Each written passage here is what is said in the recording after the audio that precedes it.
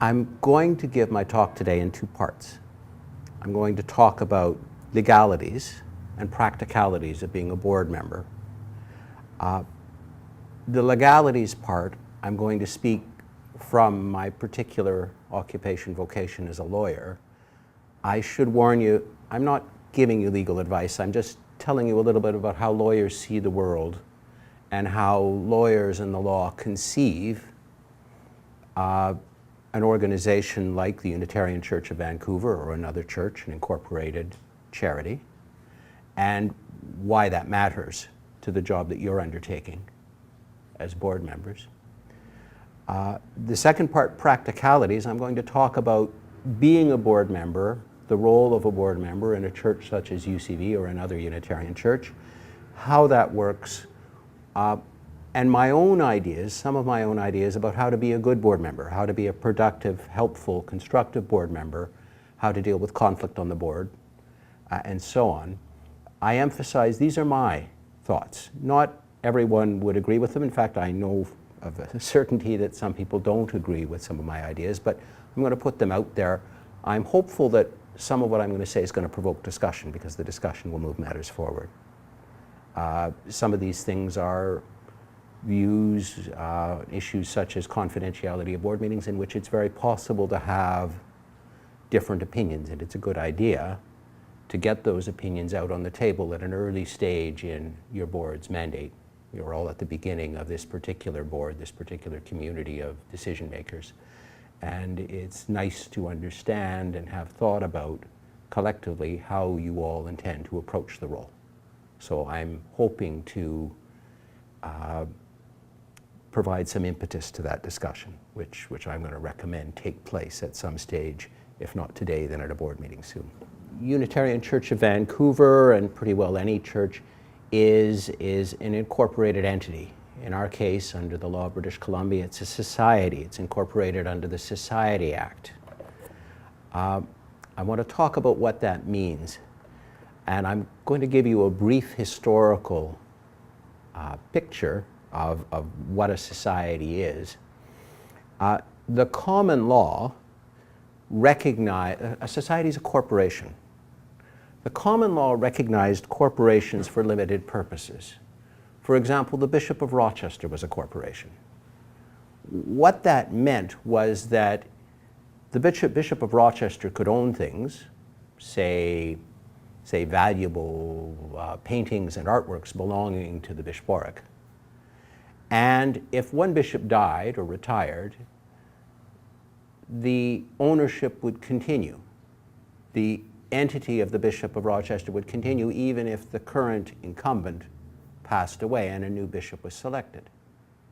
So the original notion of an incorporation, of a corporation at common law, was simply that there was something independent of the person who occupied the role or the office, which could do certain things, could enter into contracts, could possess property, and so on. The 18th century saw the advent of corporations for the masses. Instead of having corporations created as single-shot things, well, we need to have the Bishop of Rochester, we need to have the Archbishop of Canterbury, the notion was people should be able to create corporations for their own use. Why? Well, it turned out, this is a bigger historical question, it turned out that was a terribly good way of encouraging business. It permitted public financing of businesses in innovative ways, and some people trace the development of modern capitalism through the development of the joint stock company, which is an aspect of this. But for our purpose, what it's important to understand is simply that it became possible for anybody to go and create a corporation, and the corporation would be something that had continuity, that was viewed as an entity apart from the person who had incorporated it. There was enacting legislation that made all this possible. In fact, there were two broad streams of enacting legislation. There was a business stream, which was for-profit corporations, and then there was a not-for-profit stream, which is what we're in, which was societies. Now, the for-profit stream, companies, everything from the Hudson's Bay Company down to the little tiny company that maybe somebody operates as a professional corporation, to run their little computer consulting business. Those are all on the one side. They're incorporated under a statute which in British Columbia is called the Business Corporations Act. The other side in British Columbia, as I've said, is the Societies Act. And anybody, any 2 or 3 people can get together and say, I want to form a society. I want to have a corporation that will be independent of us, but that will do things out there. Maybe run a sports team, maybe run a church, maybe run a bingo hall. So the really important point is this is a modern phenomenon. This is something that came about in modern times in the 18th and 19th and 20th centuries. And lawyers and judges, when confronted with a new thing, by legal terms, this is practically, brand new, have a problem of figuring out how to think about it, and they work by analogy. So the development of the law governing societies proceeded on the basis of 3 important analogies. Number 1, a society is a legal person. It's an entity in its own right. It's just like a person. The mind of the entity is the board of directors of the society or board of trustees. The two terms mean the same thing. So we have here something that for legal purposes is considered as a person, and you collectively are its intelligence. The second important idea was the notion of a fiduciary duty. And this is something that the law borrowed from the law of trusts. A trust involves a person who holds property, owns that property for the benefit of another person. Trusts have been around in the common law for a very long time. And the important idea that was developed there was that a trustee who owns this property as the legal owner owes a special duty of loyalty to the person for whom it is being held, the beneficiary. That duty became known as a fiduciary duty, and the essence of it was it's a duty of loyalty. The trustee is obliged to hold the beneficiary's interests first, above and ahead of the personal interests of the trustee. So that's the second idea, and the translation is you, when you are wearing your hats as directors, have an obligation to look to the best interests of the church, the entity, ahead of and in place of your own personal interests. The third important idea is simply that a society is just like a company, except that instead of having shareholders, it has members. So that idea says something about the relationship between you as directors or trustees and the members of the society. And I'll talk a little bit more about this, but the essence of the obligation is they elect you, they choose you, but they're not necessarily entitled to tell you what to do. And that's a complicated idea, and we'll talk about that a little bit. Almost all of the law that matters could be deduced from these 3 propositions. But I'm going to spell a few points out for you. First, the board, the collective intelligence of the society, is a collective entity. Individual trustees or directors have no authority on their own. When you are by yourself, you don't have any special role. You only have the ability to act on behalf of the society when you are gathered together in a meeting exercising responsibilities collectively. Secondly, officers have authority. That is, they are people who are charged with doing things for the church. Officers, the president, the vice president. But they only have authority to the extent that it's either expressly provided in the bylaws or they've been delegated that authority by the board. The board and our bylaws don't actually say very much about what the officers do. They say a little bit, but not a whole lot. Essentially, it is up to the board to decide what its president and vice president and secretary and treasurer will do. How much authority they will have, when they can act on their own, when they should come back to the board and seek guidance and direction from the board. Since you said that that division of responsibilities isn't spelled out in the bylaws, is there some continuity from one year's board to the next? The answer is there is continuity to the extent that the decisions of the board are set out in policy and not set out in one-off decisions. And I'm going to talk about that too. We're going to come to policy in just a second.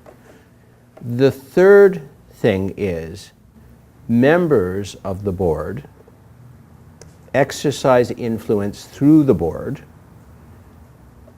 This is the third idea I talked to you about a moment ago, and even a general meeting is constrained in its power to give the board direction. Now, UCV has a particular provision in its bylaws that not every church has. It's a provision that permits the members of a general meeting to pass rules that are binding on the board. But there are very few of those. I'm not sure if there are any that have actually been passed, but in principle that can occur. If that happens, it works prospectively. It doesn't work retrospectively. The general membership can't come to the board and say, we don't like that decision you made last week, we want you to turn it around. The most they could do is remove you as directors and replace you with another set of directors who might be more favorably inclined to the view of the majority. The point is, the responsibility, the decision-making responsibility is yours. And it's a personal responsibility. It's not one that you sort of take a poll on and say, oh, well, I think mood is running in this direction. You are the guys who have to actually decide things. Board members must act only in the best interests of the church. I've told you about that one. That's the consequence of the fiduciary duty. Fifth point, and you'll like this one, board members are not personally liable for acts undertaken by them as a board. It's the board's acting on behalf of the church. It's an entity. It's the entity that's acting. As an example, if you authorize the church to make a contract and the church undertakes to pay somebody some money, it's the church that has to make the payment, not you personally. You have no obligation in relation to contracts that you authorize the church to sign. You have no obligation personally, generally speaking, in relation to wrongful acts that may occur by the church. For example, if the church fails to clean its sidewalk and somebody slips and falls and sues the church, they don't have a claim against you personally because it's the church, it's not you. There are, I have to tell you, some statutory exceptions to that one. They have to do with things like environmental damage. If you create a toxic site, that you may have some personal liability there. I don't think that's likely to be a problem. Unpaid wages. These are not a practical concern where the society is solvent and insured. I'll come back to insurance. Next point, the board acts by passing resolutions. That's really the only way the board can act, which means it's very important to have a record of the board's decisions. That's why minutes are actually critical. And it's very important to actually have a process within an internal process that allows you to know when you've come to a resolution that everybody agrees to. Consensus decision-making is wonderful as long as at the end of the day it results in an agreed text. If it doesn't result in an agreed text, then you don't actually know what you've agreed to. There are two kinds of resolutions. I think of them as retail and wholesale. Retail are individual transactions. We'll enter into this contract. So-and-so will be hired or let go. Wholesale are, it is the policy of this church that we grant a cost of living increase annually at the rate of inflation, according to the Consumer Price Index, that kind of thing. That's a policy. That's intended to bind future boards, or at least set a rule which will continue to be adhered to until a future board repeals it. Paul, getting back to your question, that's the answer as to what happens in terms of conferral of authority. In this particular church, there is a standing resolution that confers on the executive committee of the 4 officers authority to make decisions on the board's behalf, subject to approval by the board at the next meeting. So the executive committee has this very wide authority to do anything the board could do, but it's got to be ratified at the next board meeting. And if it's not ratified, if somebody forgets to ratify it, this decision that you've made becomes undecided, which is probably a bad thing as a rule. So be very, very careful about that. There's a compromise involved there. On the one hand, you want to give authority to a smaller group of people to make decisions on the fly if there's need, and you can't get a whole board meeting together. On the other hand, you don't want to give them authority, a plenary authority, to just run the church without having the full board deal with things. That's a compromise or a solution to that problem that came up with almost 20 years ago now, and seems to have worked because no one's changed it yet. Finally, the most important limitation on the board's authority in this particular church, and probably in most Unitarian churches, is that the board does not employ the minister.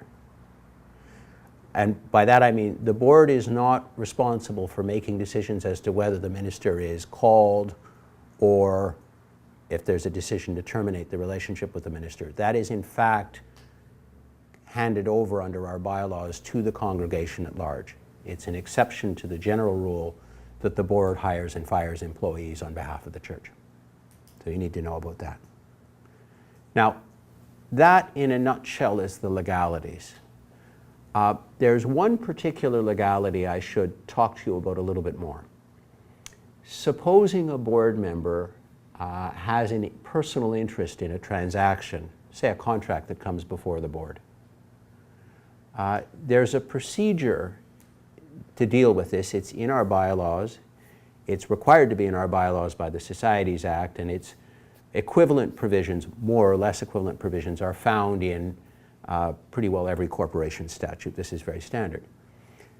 The director, the trustee who has an interest in the transaction, let's say the director's spouse is an employee of the church and we're talking about an across-the-board pay increase, then that director might be said to have some interest in the decision. The obligation of the director is to say, when the subject comes up, I have an interest in this matter. I am disclosing my interest in it. You all need to know about that. And it is the further obligation of the director to abstain from voting.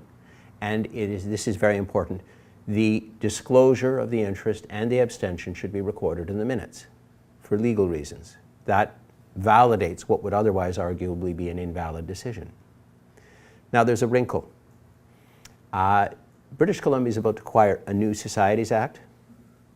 The new Societies Act has been enacted but not proclaimed yet. When it comes into force, this procedure is going to change just a little bit. They've added something. The thing they've added is it will now be incumbent, when the new act comes into force, which hasn't happened yet, for the interested director to leave the room. That's not a requirement right now, but it will become a requirement. And I don't know whether it's a requirement in any other jurisdiction, but it's the sort of thing that people should look at and understand that particular process and how it works and what the limits are. And frankly, it's probably a good policy, whether or not it's a legal requirement, for the interested director to leave the room anyway. It looks better.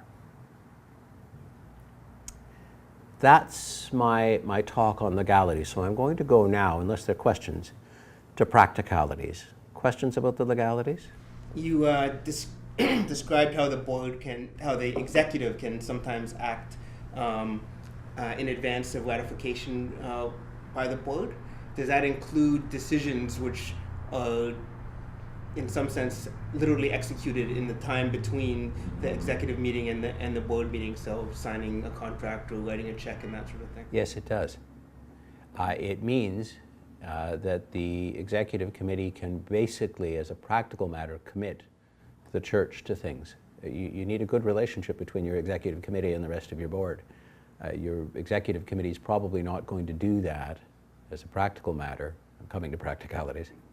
Unless they think there's a really imperative reason to do it, but it can be done. That's when I said there's a compromise involved. There's any delegation of authority involves that the person to whom you're delegating the authority may exercise it in a way that you would rather they didn't.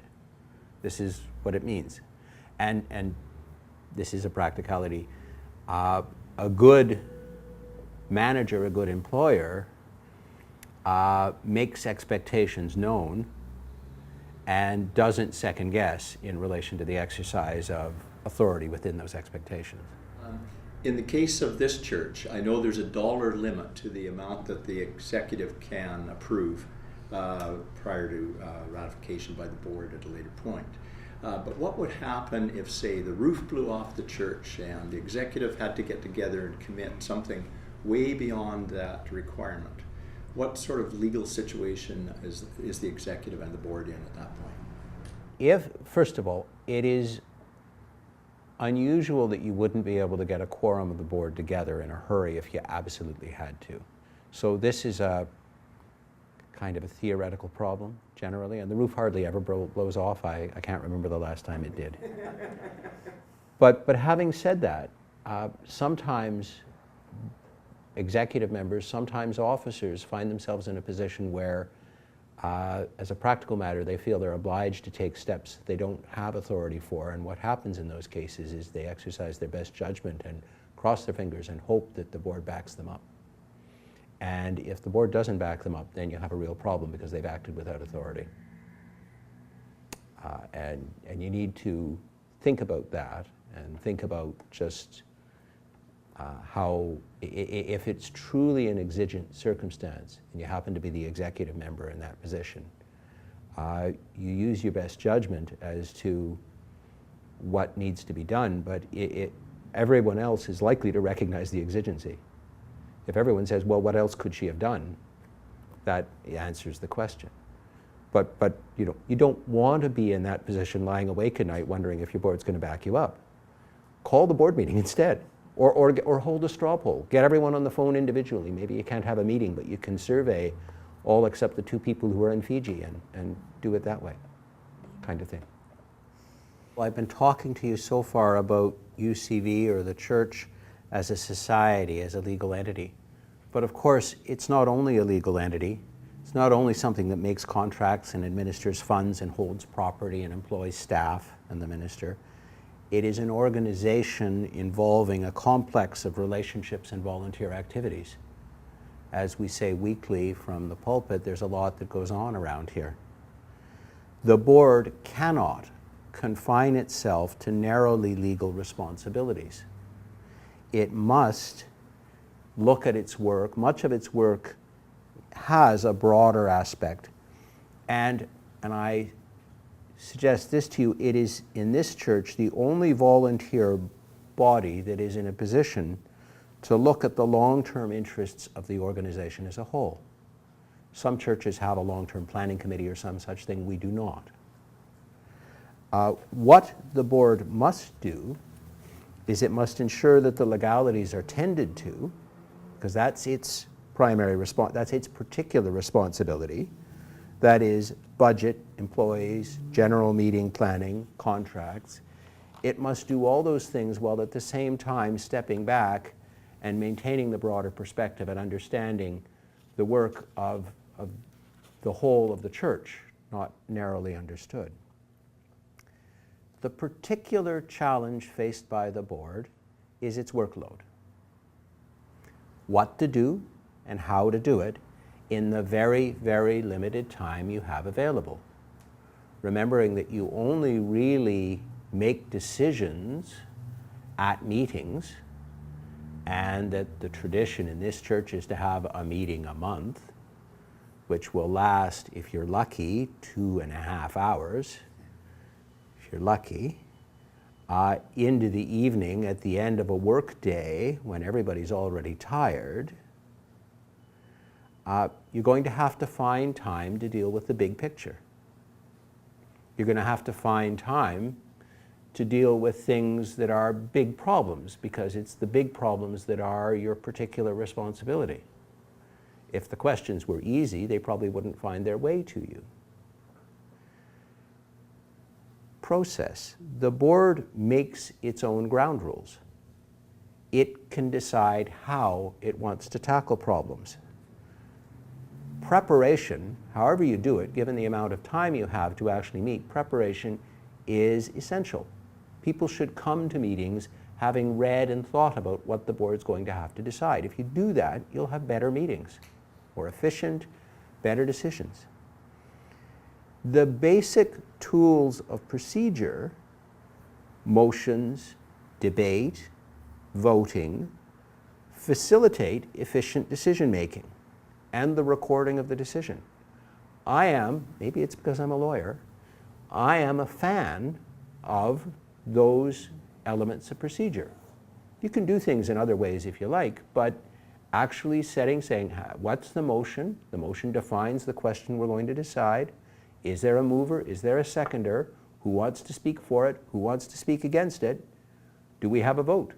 Is a very efficient way of running through business. So have a discussion amongst yourselves as to how you want to decide things and when that kind of procedure is appropriate, and perhaps when it isn't. If you want to have, say, a brainstorming discussion to talk about the future of the church, that's not a who's going to move a motion discussion. That's a much different kind of discussion. Figure out when you're going to have it. Maybe you want to have a retreat on a weekend when you've got some hours and everyone's not thinking, oh my goodness, we have 7 decisions to make tonight. But be intentional about these things. Figure it out early on, figure out how you want to do it, and what it is that you're going to tackle. An important part of the board's work product is policy, the wholesale aspect of decision making. That means that all board members should be familiar with the policy that's already been established. So you're not reinventing things from the get-go. You have an established policy manual. It has all of the current policies, the ones that have not been repealed. Everybody should try to read it. Some of them are really dull. Some of them are kind of obsolete. So you should actually try, if you can, to weed out the obsolete ones. Do we really need a policy about such and such? Why do we have this? Somebody made it 35 years ago and no one remembers why? That kind of thing. But work from that. That's your starting point. That's the collective wisdom of your predecessors as to, and a good guide to the kinds of problems they thought they had experienced and thought were deserving of a collective response. Work from that. It's free, open to you to discard some of their solutions as being inappropriate to you now, but begin by knowing what they did.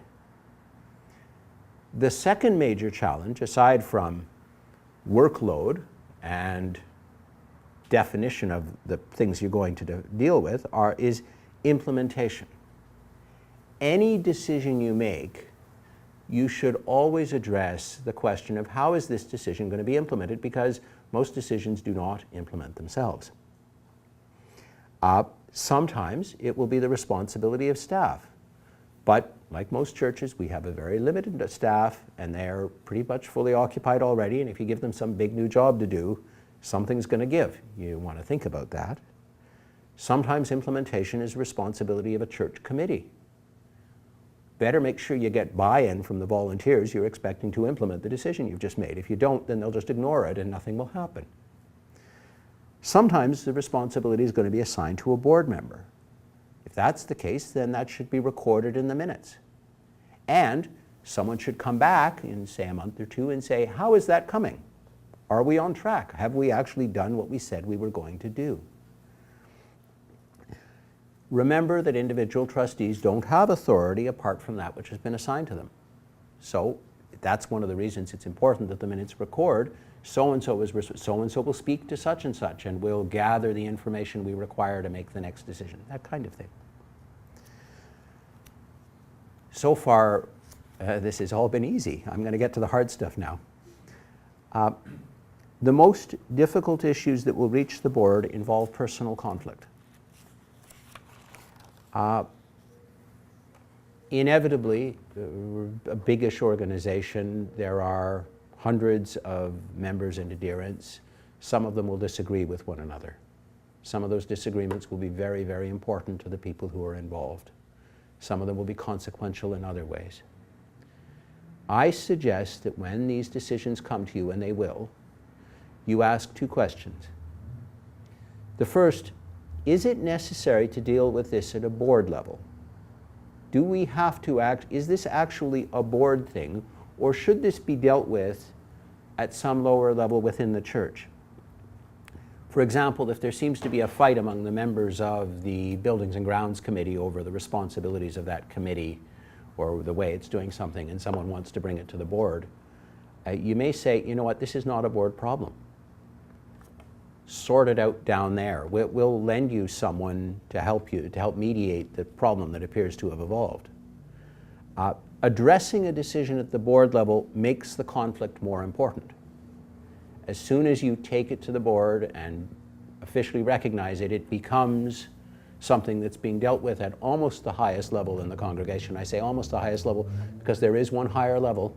Someone can then decide they're going to take it to an annual meeting, and then you've got everyone in the church being asked to pick sides and come to an opinion. That's not a good thing. Avoid that if you can. The second question, or the second principle I'm going to suggest to you, is in tension with the first. The first was, do we really have to deal with this at the board? But if you decide that you do, if it's necessary to deal with it, I suggest to you the board should not be afraid to exercise its authority and take steps to resolve the conflict. Now, Unitarians tend to be authority averse.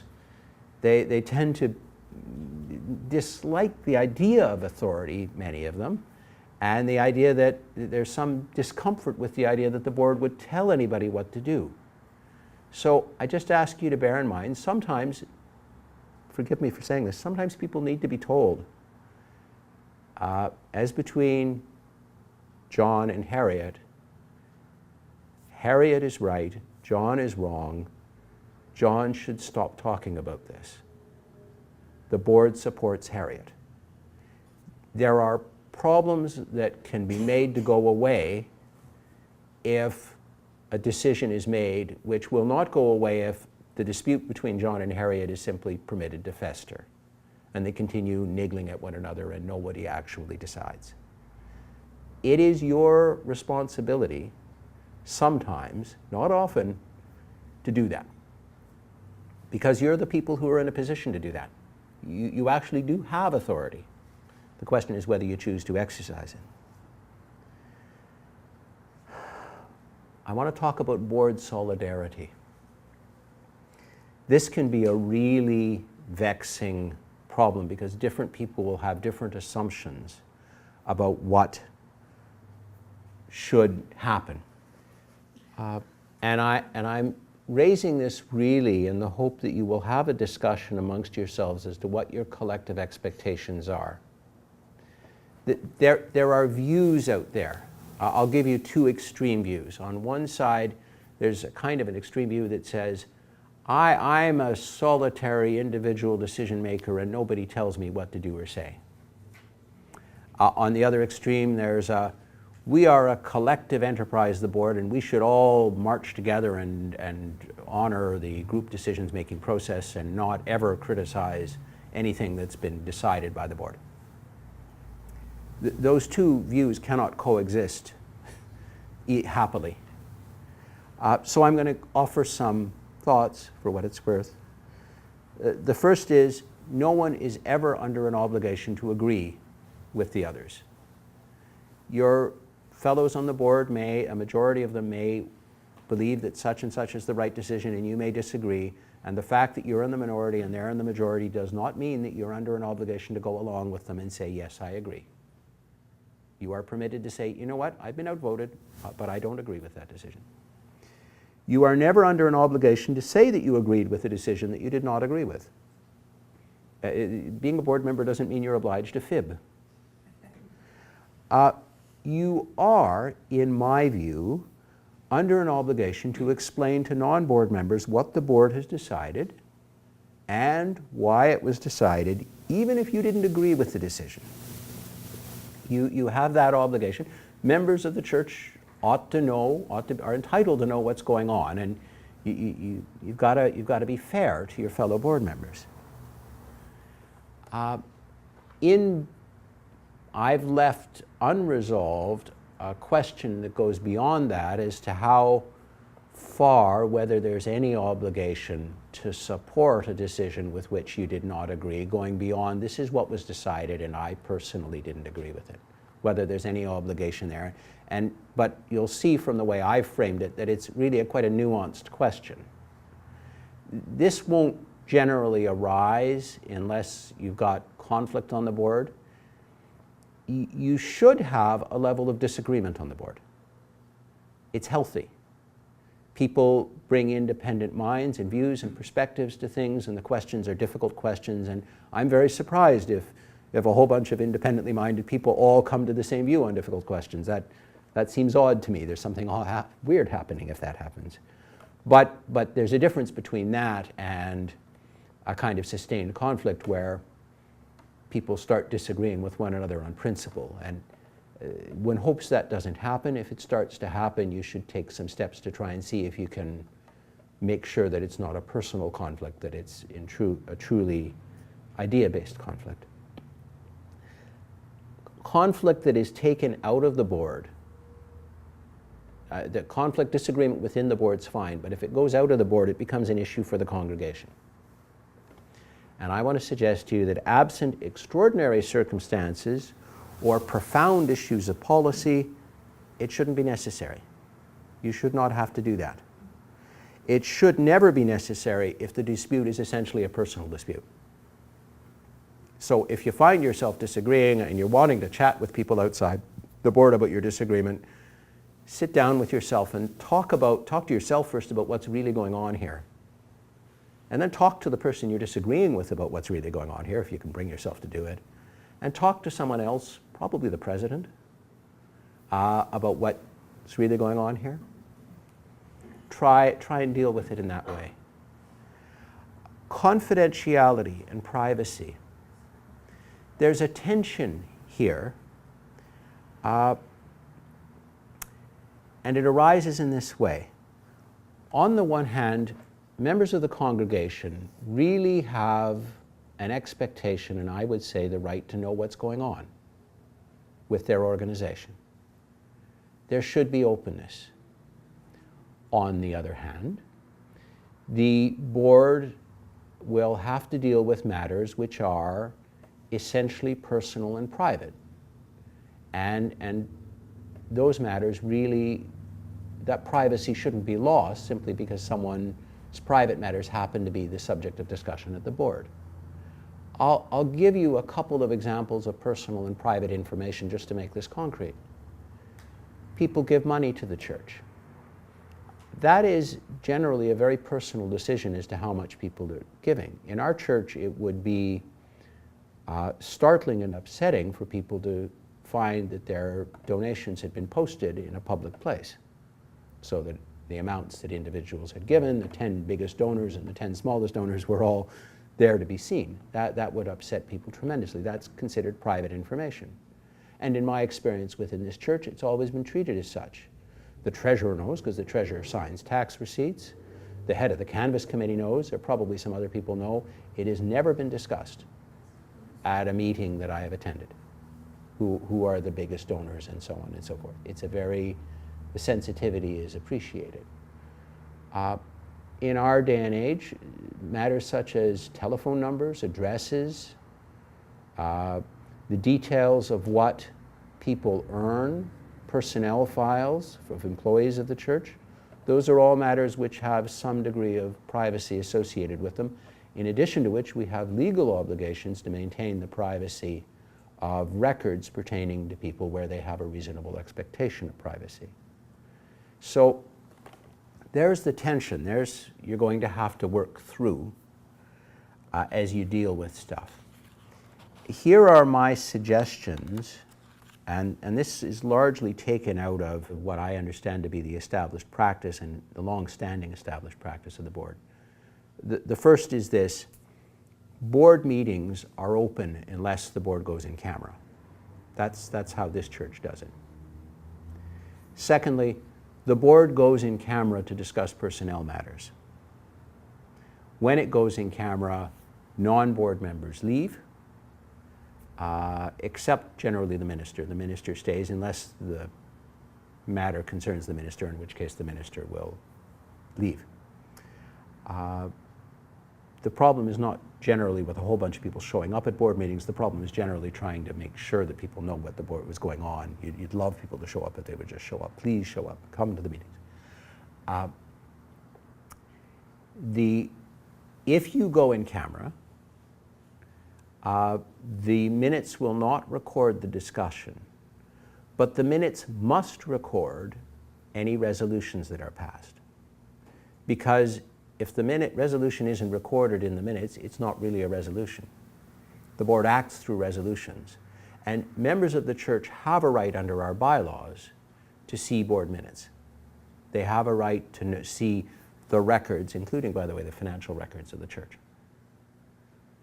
So we kind of navigate through what we have here, and we try to do it in a way which is respectful of people's expectations and which is also respectful of the essential need for transparency in the operation of this, which, this end where I began, is an enterprise that we are carrying on behalf of the congregation as a whole, not for ourselves, but for the larger group. Yeah. I was wondering who is responsible for hiring and firing personnel. Would that be the office administrator, like to, interview people, or is it the board? Or I'm going to get Patty to answer that question in part, but I'll just begin with this. There's a personnel committee. The board has delegated a lot of personnel stuff to the personnel committee. At least that's been the past pattern of practice. The second part of the answer is it depends on the employee. For example, there are casual employees in the RE department who I think are probably hired by the DRE. Am I right about that, Patty? I'm right about that.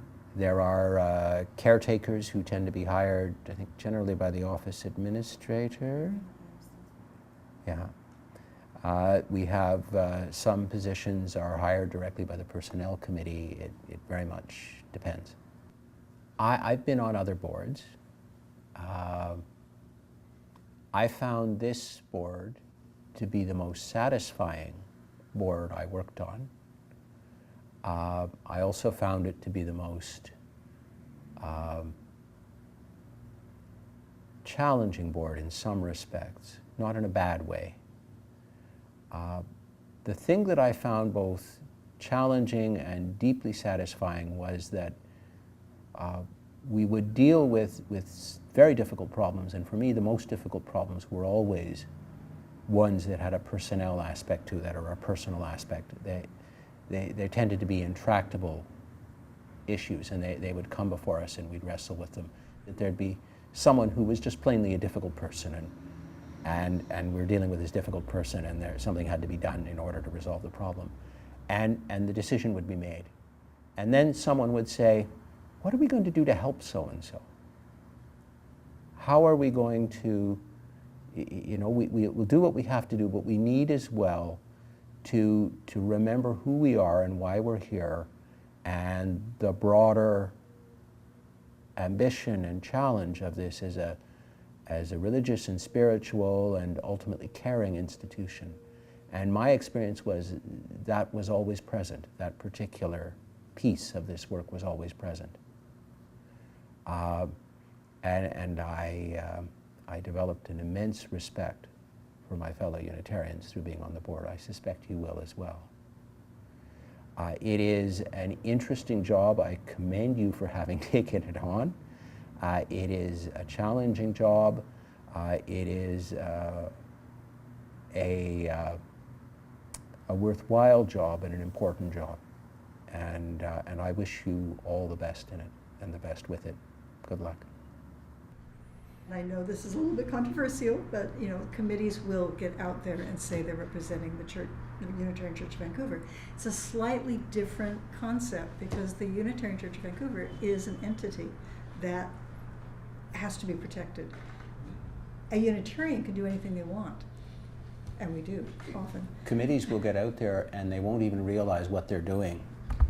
Well, that's why sponsorship has to go through the board. Yeah. And that's something that we've been encouraging a lot this last year, is that if you're going to sponsor an event or put our name on something or to carry a banner, then it has to be approved by the board. And that's a tricky one, because people do feel like they have the right to carry a sign and not get our approval. But I think that it's incumbent upon us as the board to instill the importance of that into our members, because really at the end of the day it is representing all of us and not just the committee.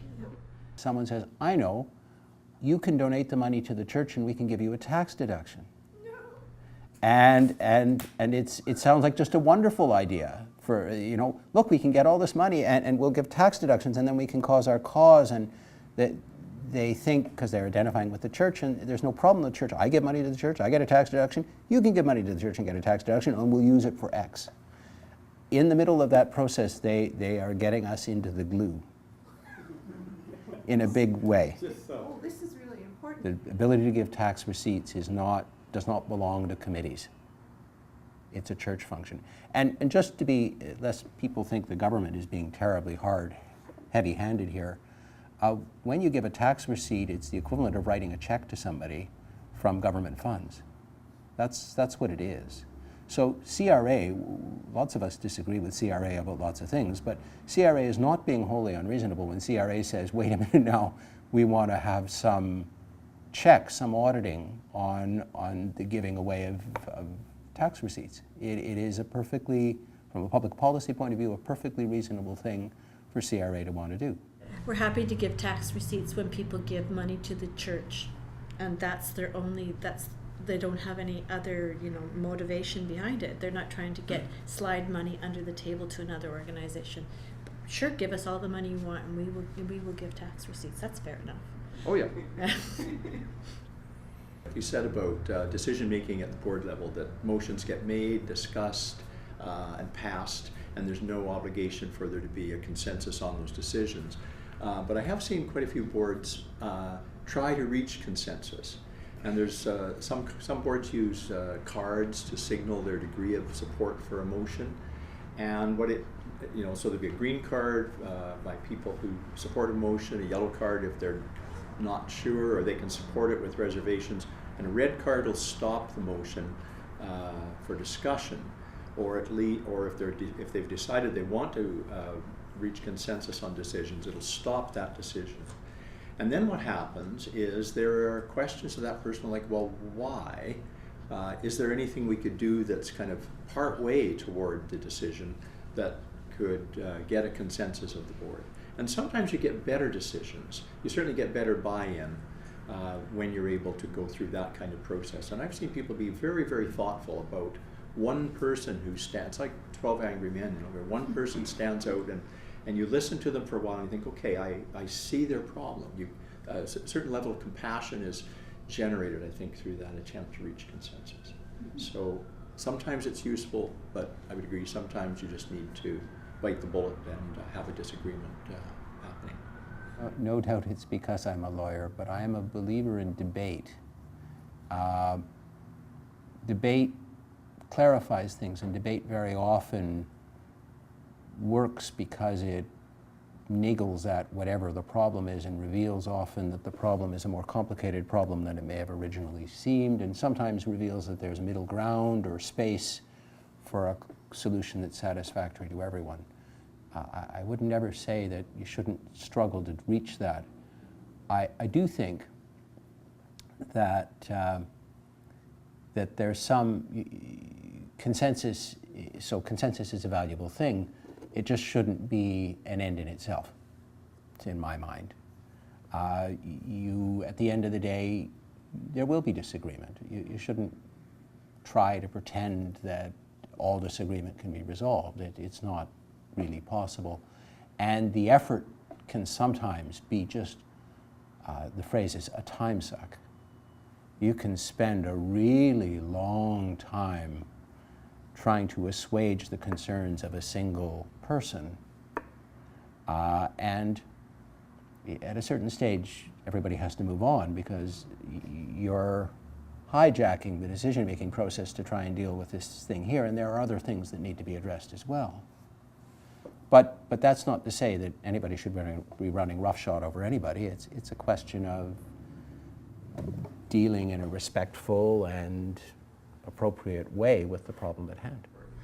I think one thing that's greatly to be avoided is taking a grudge from the out of the board meeting to the congregation in general. That would be like the epitome of bad behavior for a board member.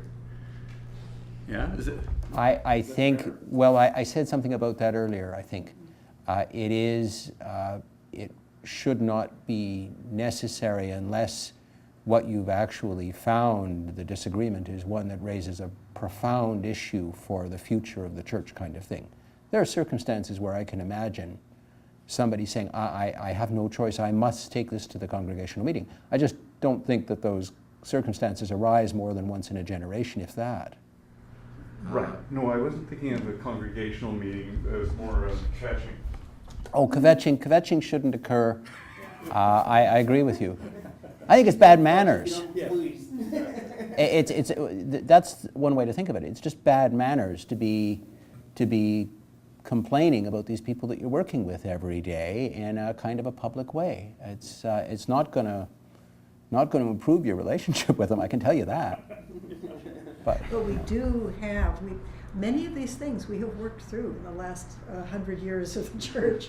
And for example, we do have a policy of right relations and things like that give us some goalposts or some roadmap of, in fact, how to try to structure things that, for example, conflicts of personalities and things like that are usually the kinds of things that will result in exactly what you just described. Right. And there is a policy for conflict resolution as well. I mean, a step-by-step policy, and we tend to forget that exists and that we should actually follow our own policies. I'll give you one that happens, or can happen. This is all hypothetical, by the way. Just purely hypothetical, understand. Let's say there's a staff person who's having trouble getting on with his or her superior. And the staff person is talking a lot to friends, supporters within the congregation. And the superior is talking to the personnel committee, and the personnel committee is talking to the board, and a decision is being arrived at slowly that something's going to have to be done. This is not a healthy working employment relationship. Something's going to have to be done. And the staff person who doesn't want to lose his or her job starts saying to his or her supporters, I think they're working to fire me. And his or her supporters say, this is outrageous. We're going to the mat. And the next thing they know, you're going to have questions being asked at a general meeting, at a congregational meeting, about why are we treating so-and-so so badly? And at that stage, if you've gotten to that place, everyone goes, oh my goodness. Are we really going to proceed to disclose in this forum the entire history of the attempts to resolve the problems with this particular staff member, the entire history of the discussions at Personnel Committee with the superior, who, by the way, is feeling very vulnerable right now because there's an implicit struggle here. And you want to do whatever you can to keep that particular debate discussion from coming before a congregational meeting. It cannot end well. There is no good, if it gets to that place, there is no good process that is going to make everybody feel really good about and happy about what we've just done. So you try and get personnel decisions out of the congregational meeting. In fact, you try to get them out of the board, you try and get them into the Personnel Committee. That's what the Personnel Committee is for, in large part. And if people do start standing up at general meetings and saying, well, I want to know why we're treating so-and-so, someone, probably the president, stands up and says, you know, it's our policy not to discuss personnel matters at general meetings. We don't do that. I don't think that's a good idea. And if you get wind of that one coming down in advance of the general meeting, board members go to the people who are complaining and say, you know, this is not a good thing. We would really like it if you don't do this. Happy to talk to you privately maybe, or maybe we can't talk about it privately, but this should not be discussed in this way. Now, the congregation as a whole is fairly savvy about this sort of thing. The congregation as a whole will mostly not insist on having that discussion at a general meeting. But this, while this is wholly hypothetical, of course, this kind of thing does happen from time to time. And you really want it not to happen. You really want to try and manage the process in a way that causes it not to happen, because it's not good for the church, it's not good for the individuals involved, it's not good for anybody. And there is no good way to discuss the deficiencies in someone's employment in their employment performance in front of a group of 150 people. It cannot be done. All you will do is hurt feelings in a way that has to be seen to be believed. If you were telling us about the ways that a lawyer as part of our congregation could perhaps sometimes be helpful, I'm just thinking, because other people across the country are hearing this, would it be your advice that newer or smaller congregations find someone to be a legal consultant? It's probably always helpful to a congregation to have someone they can go to for legal advice. They're always going to want to do it for free. It's great, you know. I'm enough of a professional to think that lawyers give valuable advice, so people should, in fact, recognize that there's important stuff out there that they need to know. Having said that, you can't count on getting free legal advice. Legal advice is expensive. If you can find a member of the congregation who will give you free legal advice from time to time, I think that's great, but you should be willing to pay something for basic advice. The kinds of basic advice that I would think any congregation should have is they should have some understanding of how their incorporating statute works, what their obligations are annually to make sure that they maintain corporate registration, what the ground rules are for maintaining their charitable tax status. Their accountants may be able to help them with that as much as lawyers. And if they're entering into long-term financial commitments, if they're buying property, they need a lawyer. If they're selling property, they should probably have a lawyer to make sure they end up with money at the end of it. If they're entering into a mortgage, all the transactions that a person would hire a lawyer for, probably the congregation should be willing to hire a lawyer for and should accept that it's going to be expensive. Carry the flame of peace and love until we meet